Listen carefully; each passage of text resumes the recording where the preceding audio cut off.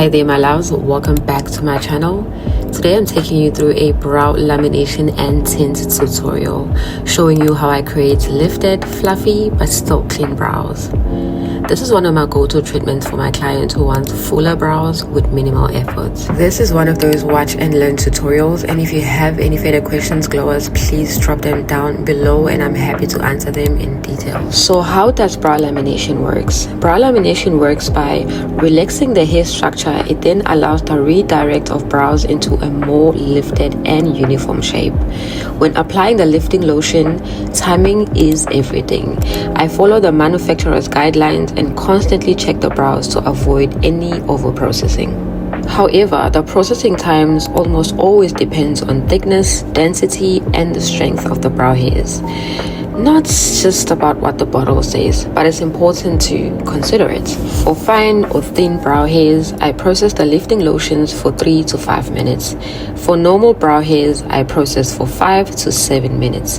For thick, coarse or stubborn brow hairs, I process for up to 8 to 12 minutes, but only with constant checking. A clear sign that the brows are ready is when the hair easily moves and stays in place when you brush it up. And remember, over processing is irreversible. It's always better to under process and reassess than to push time and damage the hair. Healthy brows will always look better than overly processed brows. When it comes to brow lamination, understanding processing times is what will separate you from being a beginner to being a professional brow artist.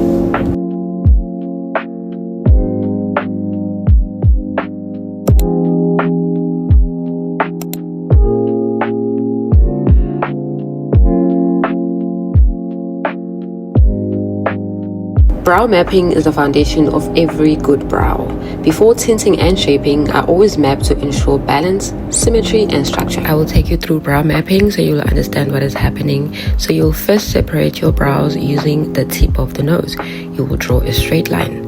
And then you will find the front of the brows. There you will use the creases of your nose. Visible even columns like this is a sign that you did it right. You will tilt your string, still using the crease of the nose. You will find your arch. The end of the eyebrows will be aligned now with the outer corners of the nose. To find the thickness of your eyebrows, you will draw a line where your eyebrows begin and another line where your eyebrows end. Lastly, a straight line marking the highest points of each brow.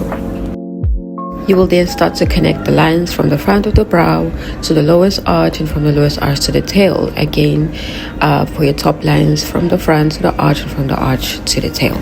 You can watch and observe. You can rewind if you are confused.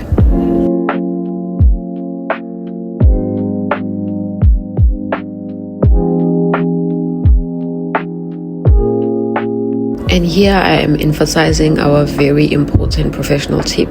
The head must always sit lower than the tail. That's what will create that nice lifted effect. You can then take your eyebrow razor and remove all of the brow hairs that falls out of the shape. I like to take my concealer and emphasize the lines so I can get those nice sharp lines and that I know where exactly to place my tint. This will usually correct where those little mistakes were made and will ensure symmetry as well. I will then take my micro applicators to remove some of the lines that are closer to my eyebrow shape so I can see exactly how it looks before I move forward.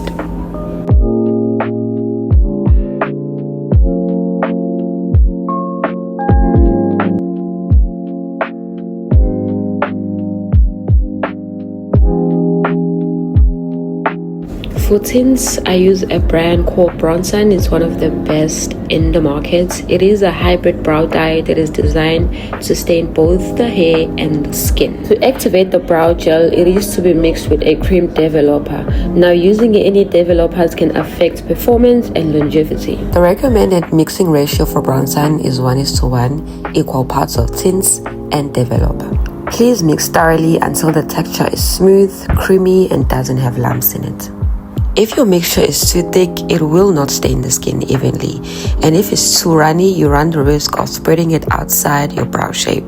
I usually start at the tail of the brow as this area can handle more depth, and I finish softly at the front of the brow. This is another professional tip. Take your spoolie and dust the front of the brow to create that nice ombre effect. Clean off the excess swiftly before you move on into the other brow. Bronsun processing times typically range from 5 to 15 minutes, depending on the desired intensity. After lamination, I significantly reduce processing times to prevent overstaining. I check the tints during processing, especially on the skin.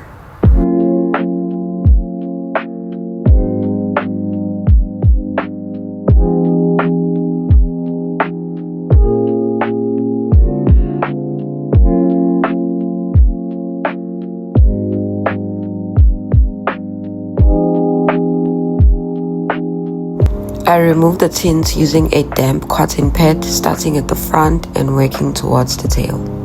This will ensure that the front of the brow remains soft and natural. I like to wait 2 to 3 minutes before removing the rest of the stain. For the sake of the video, I did use a foaming cleanser to remove the stain, but usually I just use a damp cotton pad. Now, in very rare occasions, including this one, you will need to go back and emphasize the tints on the tail. If you see that you lost a bit of color there, you can go ahead and stain the tail for another 2 to 3 minutes.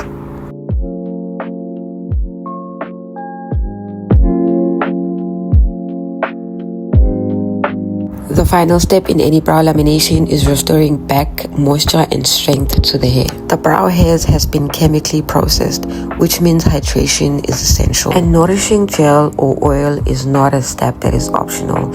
It is vital. Okay, it protects the integrity of the hair and improves long-term results. I finish off the treatment by using a little bit of the concealer to style the brows. This last step is what takes the brows from good to professional. If you found this video helpful, don't forget to like, subscribe, and share it with your friends. Thank you so much, Glower. Goodbye.